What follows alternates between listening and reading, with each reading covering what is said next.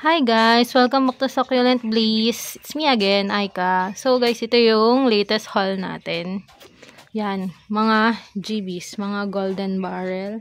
And ito ay nabili ko from Jacquin's Plant Propagation and Collection. Pero naman ko to kay Ma'am Marmel Joy yung pangalan nung niya, nung Facebook niya. Ilalagay ko na lang dyan sa screen. So ito, hindi ko na kayo sinama sa pag-unbox nito, sa pag-unwrap kasi mahirap hawakan ng may na camera. As in, hirap na hirap ako kasi yung mga spike niya, lalo na to si long spine natin na golden barrel. Yan, ano lang to, 5 plants lang yan, pero yan, medium box, kasi as in, ang laki na ito guys, tignan nyo. Super laki na. Ayan, ganyan siya ka-laki. Ayan. Kinukulik ko kasi ngayon yung mga golden barrels and yung mga cactus na bilog-bilog. So, ayan, medyo tayo sa cactus ngayon. May mga incoming pa tayo na cactuses.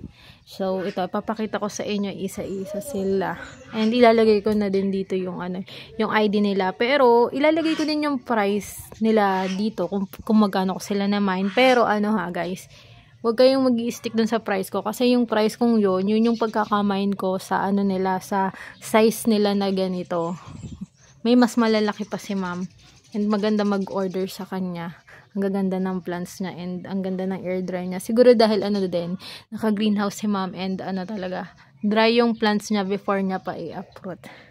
So, let's go. Ipakita ko sa inyo isa-isa. So guys, ito yung first cactus natin. Hindi ko to minine.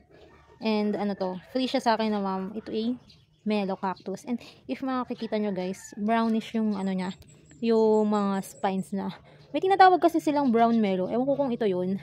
Hindi pa ako masyadong sa mga karakteristik ng mga cactuses. And nakikita nyo, ayan brown yung mga spines niya. May mellow na ako dito, yung red mellow, and may cephalium na siya. Ito hindi ko alam kung anong color ng cephalium nito.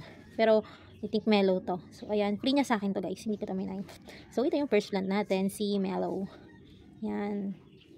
Wala naman ako sa inyo mabibigay na care tips sa kanila. Bukod sa naka-ROS din kasi yung mellow ko dito. And pinabayaan ko lang siya sa ROS din. Nag-cephalium na siya. So, ayan. Si ating mellow. Okay guys. Ito naman yung second plant natin. Ito yung Stenocactus. Yan. Dahil nga makasakyalan tayo, talagang hindi pa ako masyado nagko-collect ng cactus. So, first time ko lang din magkaroon nito. Mura ko lang to nabili sa kanya, 70 lang. Sa posting niya ito. Sa posting niya, ito ko nabili. Yan. Ang tagal ko na din kasing gusto to, and ang mamahal. Ito, nakakita ko sa kanya ng budget lang. Ayan, and mura lang siya. May may scar siya. Wait lang. Hanapin ko yung scar niya. Ayan, wait lang. Ayan. Considerate naman si ma'am sa price nila dahil may scar siya na ganyan. So, kaya mura lang siya. So, minine ko na. I think naman pag lumaki siya, hindi matatabunan na yung scar niya na yan. Ayan healed na naman siya. So, yan. Ito yung second plant natin, si Stenocactus. Ganda. Gusto ko yung ganyang effect niya, yung mga swirl-swirl na ganyan. Diba ang ganda? Saan makakita ako ng large size na ito. Okay, next plant. So, ito naman yung next plant natin, si Curly GB. Si Curly Golden Barrel. Nabilo ko sa kanya to ng 350 guys. Guys, super niya. Ay, hindi ko siya masasabing small. Siguro nasa regular size siya. Mahal kasi talaga yung Curly GB. And siya, super slow grower daw siya. Kasi may napanood ako na nagla-live na may ganito. And sabi niya, slow grower daw si Curly GB. So, tingnan natin. Kaya dito ko lang siya nilagay sa sa maliit na pot.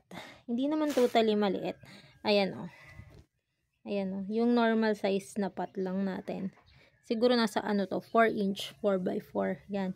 So, dito ko siya nilagay. Yan. Then, naglagay lang ako ng Osmo Coat. Osmo Coat lang guys yung fertilizer ko sa kanila. And para naman sa lupa, in-adjust ko lang yung soil mix natin. Medyo dinamihan ko ng inorganic na na content, yung pumice.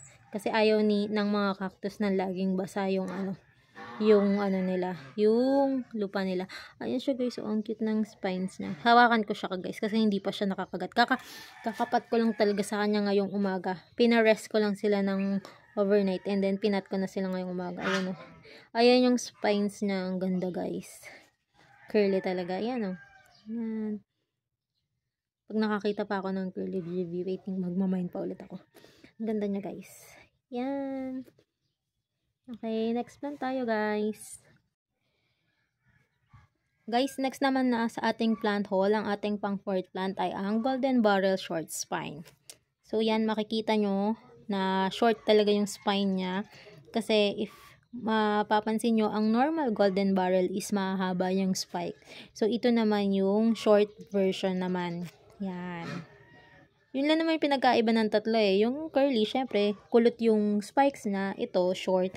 Kaya, short golden barrel. Then, yung isa na normal golden barrel is, mahaba yung spikes. Then, ganun lang ulit yung soil mix ko, and nilagyan ko lang din ng konting Osmocote, and then sa ilalim nilagyan ko lang ng Furadan. So yan ang ating golden barrel. Hindi ko sila ilalagay sa ROS area, guys, kasi yung last na golden barrel ko sa ROS ko inilagay, 'di ba? Nag-corking agad. Hanggang dito na yung corking niya. If napanood nyo yung last video ko, yung dinrill ko sa gitna para mag-pops yung golden barrel ko. Yun, normal na golden barrel yun. Goldilocks yun, yung mahaba yung spike. So, ito yung short spine golden barrel.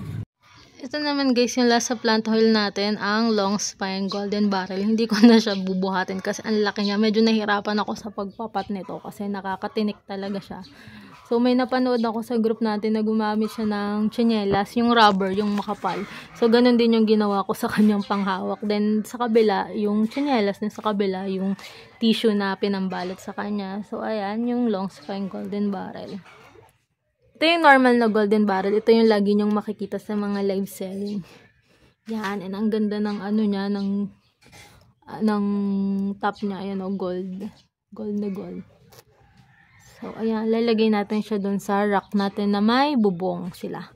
Para hindi agad sila corking. Ayan, super ganda. Hindi ko alam kung ilang taon na to, pero ang ganda ng niya, spines niya, oh. Oh, makakatakot, diba? Pag may nakakakita na tao ng golden barrel dito sa ko, sa collection ko, sasabihin nila nakakatakot daw yung tinik nito. Well, totoo naman, ilang beses na din ako natinik nito, and parang may sting yung tinik nito, ah.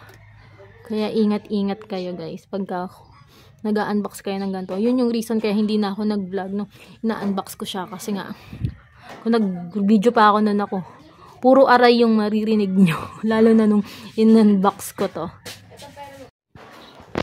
Ito na, guys, yung tatlong golden barrel natin. Ayan, pinagtabi-tabi ko na sila. Wait lang, itataas ko ng konti yung short, yung curly. Ayan, oh. Ayan yung kaiba ng mga spines nila. Ang ganda, diba, guys? Sinong hindi ma-in love dito sa mga ganyang spikes nila? Ayan. Nung una, ito lang dalawang to yung namain ko kay ma'am. Pero, nung nanood ako ng live niya, yung latest live niya, may lumabas na ganito. So, nagtanong pa. Actually, may nauna sa akin. Then, nagtanong ako. Akala ko nga, sabi pa niya nga sa live, isa lang yung i-release nila. Tapos, nagtanong ako, buti na lang, nireleasean din ako. So, ayan. Meron agad akong tatlong golden barrel sa isang seller. So, ayan. Isa lang seller lang yung na pag-mainan ko, and meron na agad ako. Ayan. And may dadating pa ulit ng mga golden barrels. Iba namang seller yan, guys. Intayin nyo ulit yung natin, mga na-haul natin sa kanya. And ang gaganda din na na-haul natin. Pero for now, ito muna yung ating curly golden barrel, short golden barrel, and long spine golden barrel. So, ganda. Ito yung naging reason kaya hindi ako pwede mag-small box. Ang laki talaga niyan, guys. Ayan, halos nasakop niya yung kalahati ng medium box ng LBC. Ayan. Ayan, super ganda. So, yun lang, guys. Thanks for watching. Bye!